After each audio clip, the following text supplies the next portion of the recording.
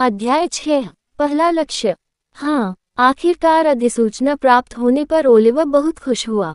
बाध्यकारी 0.1%, 0.69%, 0.100%।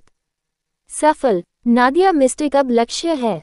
अंत में ओलिवर मानसिक रूप से चिल्लाया जब वह अपनी ठंडी बहन को अपने ठिकाने पर ले गया। उसे लगा कि नादिया अपनी उम्र के हिसाब से बहुत बुद्धिमान और बहुत सख्त है। उसे आराम करने की जरूरत है, अन्यथा वह सचमुच बड़ी होकर एक हत्या मशीन बन जाएगी। यदि संभव हो तो वह उसके लिए ऐसे अंधकार में भविष्य से बचना चाहेगा। वह उसमें देख सकता था कि वह ढेर सारी भावनाओं के साथ पैदा हुई थी। बात सिर्फ इतनी थी कि उसके माता पिता और पालन पोषण ने उसकी भावनाओं को खत्म कर दिया था। वह जानता था कि वह कथानक के साथ ज्यादा छेड़छाड़ नहीं कर सकता। वह बस इतना कर सकता था कि उसे कुछ खुशी का अनुभव करा दे जिसे वह कभी नहीं भूलेगी और उसके दिल में एक नर्म स्थान बना रहेगा। ओलिवर उसे विलो पेड़ों से आच्छादित एक स्थान पर ले गया। जमीन नर्म हरी घास से ढकी हुई थी और सूरज की रोशनी पेड़ों के बीच के अंतराल से छनकर प्रकाश और छाया का एक शांत मिश्रण बना रही थी। कभी कभी पेड़ों के बीच से आरामदायक हवाएं चलती थीं, जिससे पत्तियां सरसराने लगती थीं और स्थान गर्म और आरामदायक बना रहता था। ये सचमुच एक अद्भुत स्थान था जो किसी तरह संयोगवश उसके आंगन के नीचे आ गया था। नादिया अचंभित थी, किसी कारण से उसकी आंखें कांपने लगीं। ये स्थान उसके लिए सरल तथापि अत्यधिक सुंदर और शांतिपूर्ण था। उसका दिल, जो हमेशा से तनावग्रस्त था, हमेशा एक अदृश्य बोझ से दबा हुआ, अचानक शांत हो गया। आह! वह आवाज निकाले बिना नहीं रह सकी। उसके पास शब्द नहीं थे। वह कुछ व्यक्त करना चाहती थी लेकिन समझ नहीं पा रही थी कि कैसे व्यक्त करें। पिछले वर्षों में उसने केवल स्वयं को प्रशिक्षित करना और अध्ययन करना ही किया था। वह प्रकृति की सराहना करने या छुट्टी लेने के बारे में कभी नहीं जानती थी। और यह समझ में आने योग्य था क्योंकि वह अपने कबीले के भविष्य की आशा थी और दुनिया दुष्ट राक्षसों से खतरे में थी जिसे दूर करने की उसे आवश्यकता थी।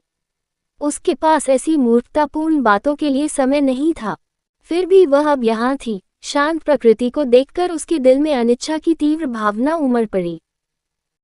जैसे ही उसकी नज़र केंद्र की ओर गई, उसने उसकी ओर देखा। ओलिवर, एक लड़का जो अचानक उसके दैनिक जीवन में घुस आया।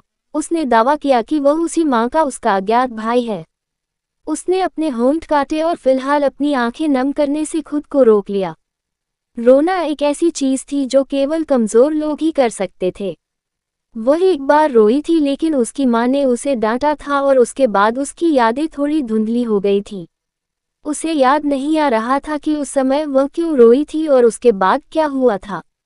लेकिन एक बात पर उसे यकीन था कि उसके बाद उसने कभी आंसू नहीं बहाए।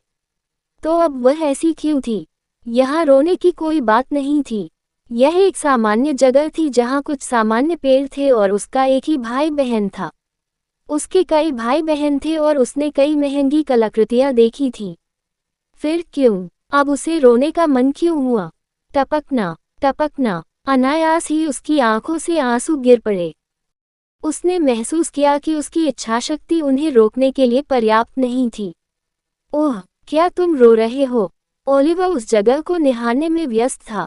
जब उसने उसे आंसू बहाते देखा तो उसे अजीब लगा। बच्चों के साथ व्यवहार के मामले में वह कभी भी अच्छे नहीं थे।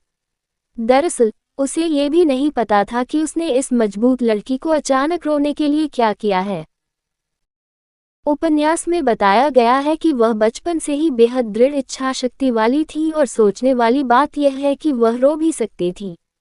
नहीं, मैं रो नहीं रही हूँ। उसने जल्दी से अपने आंसू पोंछते हुए अपना सिर हिलाया ताकि और अधिक आंसू आते रहें। ओलिवर को सहानुभूति की पीड़ा महसूस हुई, इसलिए उसने उसे उसी तरह सांत्वना देने की कोशिश की जैसे वह एक बच्चे के लिए अच्छा समझता था। उसने उसकी पीठ थपथपाते हुए कहा, अरे, उदास मत हो, ठीक है। अगर तुम्हें ये जगह पसंद है तो तुम हमेशा यहाँ आ सकती हो। उसने बहुत कुछ नहीं कहा, बस कुछ शब्द बोले और उसकी पीठ थपथपाई। जल्द ही उसने खुद को संभाला। उसके चेहरे पर बस एक गहरी लाली और कुछ शर्मिंदगी रह गई थी। एक पल की चुप्पी के बाद ओलिवर ने कुछ सोचा और उससे कहा, आप इस जगह के बारे में क्या सोचते हैं? ठीक है, उसने हल्के शर्माते हुए अपना संयम वापस लाते हुए शांति से उत्तर दिया। ओह, मेरे पास खेलने के लिए कोई खिलौने नहीं हैं। मुझे क्या करना चाहिए? उसे अचानक याद आया कि उसने कभी भी अपने माता पिता या नौकरानियों से कुछ भी मांगने की जहमत नहीं उठाई, ये जानते हुए भी कि उसे अस्वीकार कर दिया जाएगा।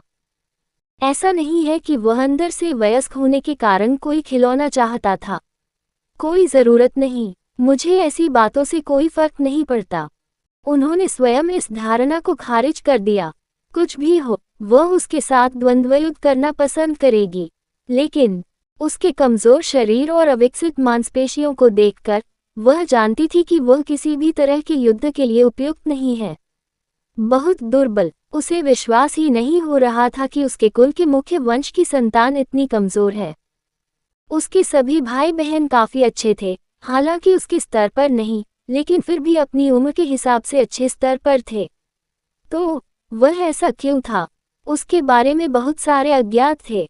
अरे, ओलिवर अचंभित रह गया। वह एक पल के लिए भूल गया कि वह अभी भी उपन्यास की नादिया थी, भले ही वह एक छोटी लड़की की तरह रोई थी। लेकिन उसे लगा कि इतनी दूर आकर उसे पहले ही छोड़ देना काफ़ी बेकार होगा। मुझे उसके साथ अच्छे रिश्ते बनाने की ज़रूरत है। भविष्य में मैं इस तरह से कुछ अतिरिक्त लाभ प्राप्त कर सकता हूँ। प्लस, उसने सोचा जब उसने एक बार फिर उसकी ठंडी अभिव्यक्ति को देखा। वह बहुत दयनीय है। वह यह महसूस किए बिना नहीं रह सका कि वह बिल्कुल अकेली थी। उपन्यास से वह बता सकता था कि वह अपने जीवन में हमेशा अकेली रही थी। हमेशा दूसरों से सावधान रहती है, यहाँ तक कि अपने परिवार के सदस्यों से भी। मौत से लड़ाई, शातिर योजनाओं, राजनीति, राक्षसों और न जाने क्या क्या के लिए तैयार रहती है। वह नहीं जानता था कि क्या एक वयस्क के रूप में उसे लगता है कि उनके माता पिता अपने बच्चों का पालन पोषण करने में अपने काम में विफल रहे हैं। ये काफ़ी विडंबनापूर्ण था कि कैसे दोनों अपने अपने तरीके से एक दूसरे को दयनीय मानते थे। कहानी खत्म। अलविदा।